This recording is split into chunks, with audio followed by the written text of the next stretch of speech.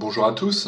Le nouveau film est dans Critics Ciné Solo et Extremely Wicked, Shockingly Evil Unveil. Désolé pour mon accent anglais qui est très mauvais, ma foi. Et de quoi ça parle? Eh bien, ça nous parle de Ted Bundy, l'un des plus grands tueurs en série américains. Je ne sais pas si on peut dire l'un des plus grands, parce que j'ai pas envie de glorifier ces gens-là, mais l'un des plus connus tueurs américains, tueurs en série américains. Et cette histoire va nous être racontée sous un autre aspect, peut-être qu'on a l'habitude de le faire. On va pas voir son enfance, on va pas comprendre pourquoi il est venu, on va même pas voir réellement qu'il est un tueur en série, on pourra même pendant tout le film en douter, quand on connaît pas l'historique de son histoire, quand on connaît pas réellement les faits, parce que le réalisateur va plutôt se pencher sur la relation amoureuse qu'il tisse avec une jeune femme. Il va rencontrer une jeune femme, ils vont tomber tous les deux amoureux l'un de l'autre dans un café, ils la rencontrent, ils tombent très vite amoureux, dès le premier soir. Cette jeune femme a un enfant, Ted Bundy rentre dans leur vie, et tout se passe pour le mieux du monde. Il s'occupe bien de l'enfant, il est tendre, il est romantique, il est romanesque, et je crois que jamais, en tout cas dans ce qui est montré du film, il ne se montrera violent, ni agressif, ni même dérangé, ni même dérangeant. Il est vraiment le compagnon idéal pour cette jeune femme, qui en tombe évidemment très amoureuse. C'est pourquoi, lorsqu'un jour, elle va apprendre que son compagnon pourrait être impliqué dans une affaire, dans un premier temps mineur, puis après beaucoup plus grave, de meurtre de jeune fille, elle ne voudra absolument pas y croire.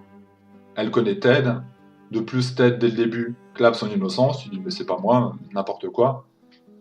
Des gens qui ont des voitures comme moi, il y en a plein. Des cheveux longs comme je les avais à l'époque, tout le monde est coiffé comme ça, on est plus ou moins dans les années 70. Donc c'est une erreur, ils se trompent tous, moi je sais que j'ai raison, et comme la jeune femme est amoureuse et convaincue, elle n'a pas de raison de douter de lui. Et puis l'enquête va s'épaissir, ou le dossier va s'épaissir, il va y avoir de plus en plus de preuves dans ce dossier, et finalement Ted Bundy va être de plus en plus impliqué.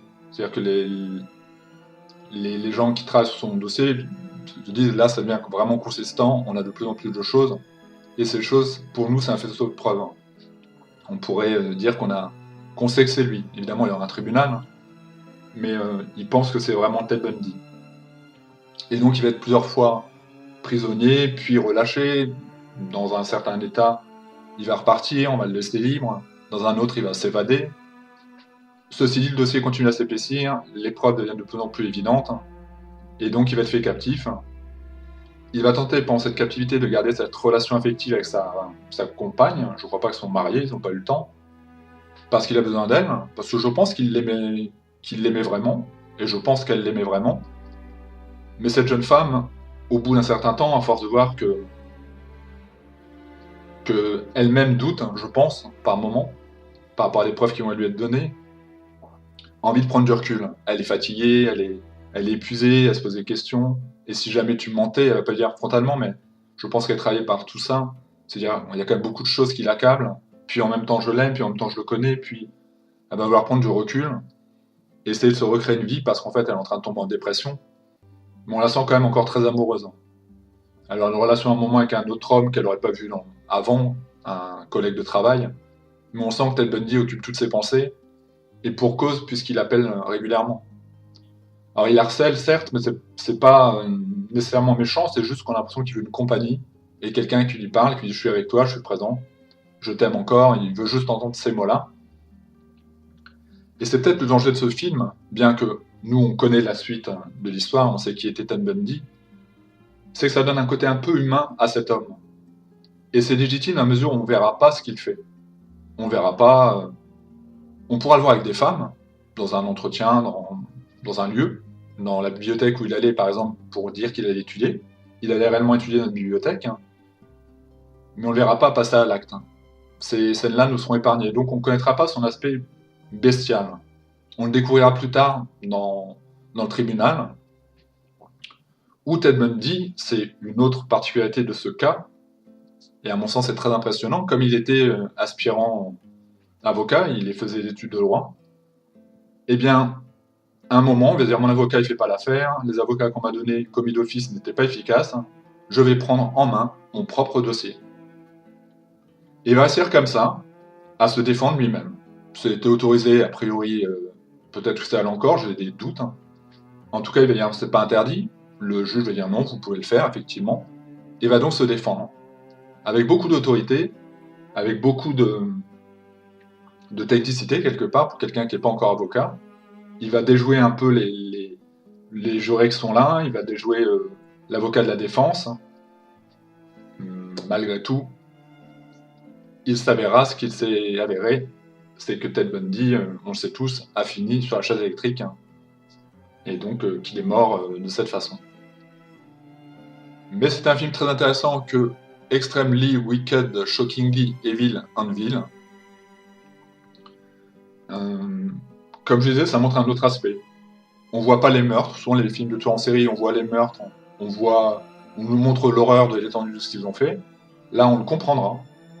Comme la jeune femme a pu le comprendre, hein, par le biais de photos, par le biais de témoignages, ou des corrélations, il y a quelqu'un qui parle. En fait, on le voit lui parler d'un phénomène, et puis on voit réellement ce qui s'est passé un petit peu. C'est comme ça qu'on revivra ces crimes. Souvent, les films de tueurs en série, on voit l'enfance. Là, on ne sait pas. Et d'ailleurs, je crois qu'a priori, de ce qu'on voit, la mère a l'air équilibrée, bien que chrétienne, puisque quand elle apprend que son fils va mourir sur la chaise électrique, elle dit en tant que chrétienne, je trouve ça injuste. Donc je pense qu'il a une bonne éducation, mais je ne sais pas ce qui est vrai dans le film ou pas. Il est écrit inspiré de faits réels. Il a l'air d'être normal, en fait.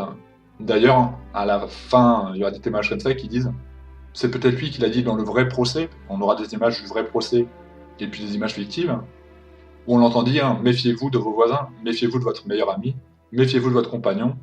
Il y a des tueurs en série partout. Alors, le mot tueur en série n'est pas utilisé, mais il veut bien dire qu'il faut se méfier de tout le monde. Et j'ai pas l'impression, pour ce cas, qu'il ait eu une enfance particulièrement traumatique. Ce qui est souvent le cas pour d'autres tueurs en série, qui quand ils parlent de leur enfance, on se dit...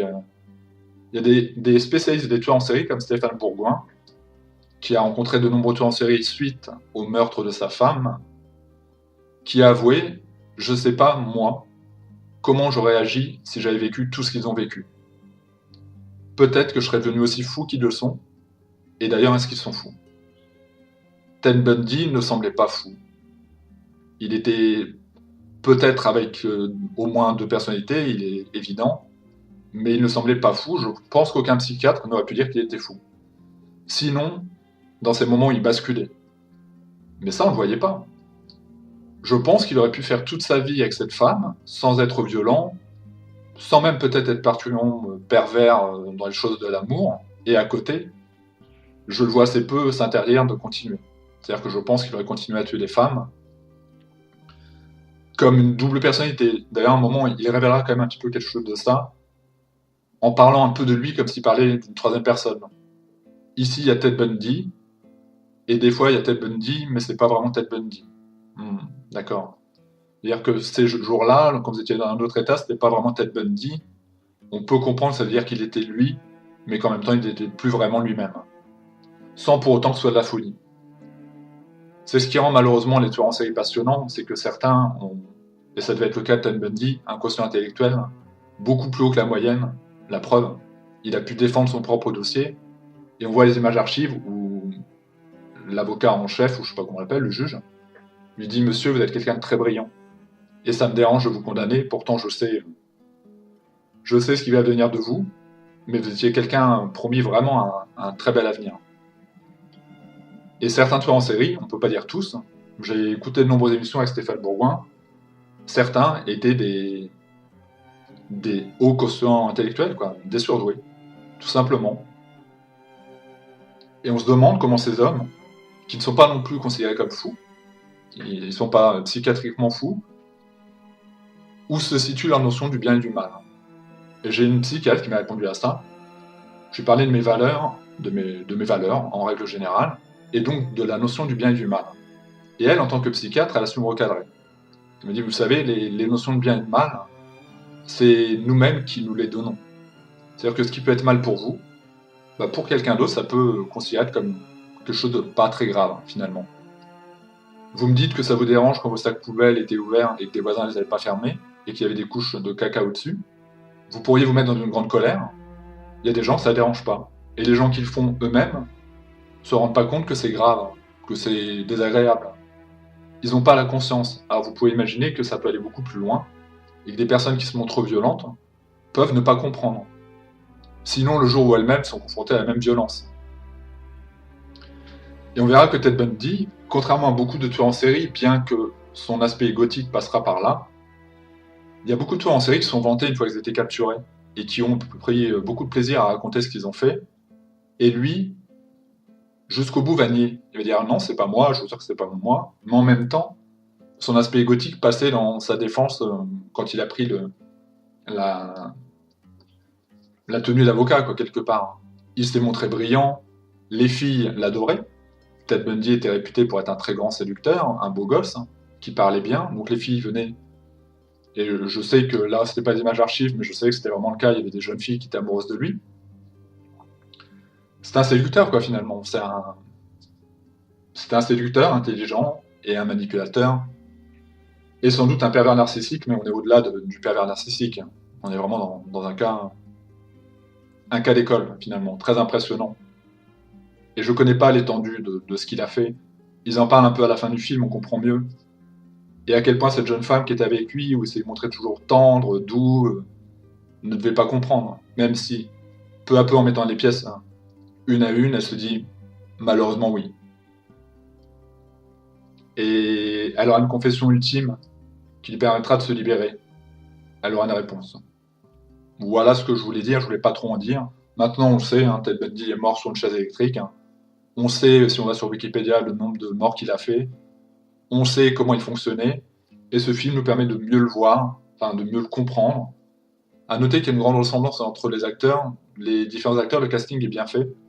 On voit les images du vrai Ted Bundy et de l'acteur, donc de Zac Efron, et puis de la jeune femme, enfin tous ressemblent beaucoup au rôle qu'ils ont incarné dans ce film.